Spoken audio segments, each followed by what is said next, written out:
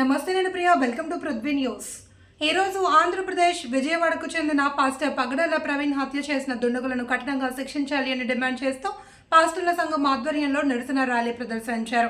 ఆలేరు నియోజకవర్గంలో ఉన్న 8 మండలాల పాస్టర్ల సంఘం రాజమండ్రిలో జరిగిన పగడాల ప్రవీణ్ హత్య చేసిన దుండగులను వెంటనే శిక్షించాలి అని కోరుతూ ప్రవీణ్ పాస్టర్ హత్యకు నిరసనగా ఆలేరు పట్టణ కేంద్రంలో ర్యాలీ నిర్వహించి నిరసన వ్యక్తం తెలియజేశారు.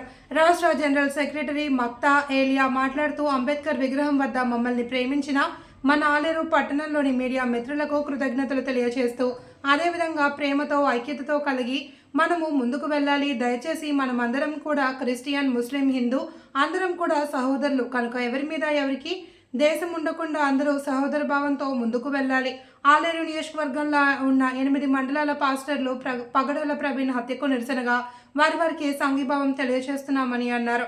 ఈ కార్యక్రమంలో ఆలేరు నియోజకవర్గ పాస్టర్ల సంఘం వివిధ మండలాల పాస్టర్లు ఆలేరు హైదర్ పాస్టర్ డేవిడ్ రెండ్, పీటర్ బాబు, ప్రెజర్ Sudhakar, pastor secretary John pastor, reverend Jeevaratnam pastor, Prabhudasu pastor, Jayaraju pastor, Devadanam pastor Paul Reddy, రెవరెండో జోసెఫ్, యాదగిరిగుట్ట మండల పాస్టర్ల సంఘం vice president Pullapaka Vijay Kumar pastor Pagadala Praveen హత్యకు నిరసనగా ర్యాలీలో పాల్గొన్నారు. క్రిస్టియన్ సేవా సమితి అధ్యక్షులు వారు, తర్వాత అనేక మంది సేవకులు, ఇంకా నాయకులు కూడా ఇంకా చాలా మంది పాల్గొన్నారు.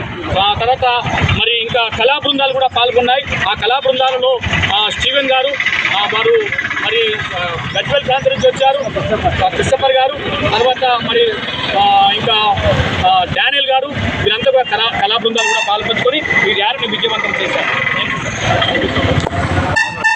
అంటే ఒక దైవజనుడు పగడాల ప్రవీణ్ వారిని దారుణంగా హత్య చేయడం జరిగింది.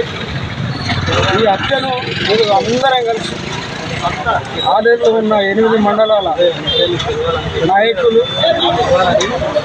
పాస్టర్స్, బిలీవర్స్ అందరూ కూడా దీన్ని ఖండిస్తూ ఈరోజు మరి ఈ నిరసన ర్యాలీలో తెలియజేయడం జరిగింది.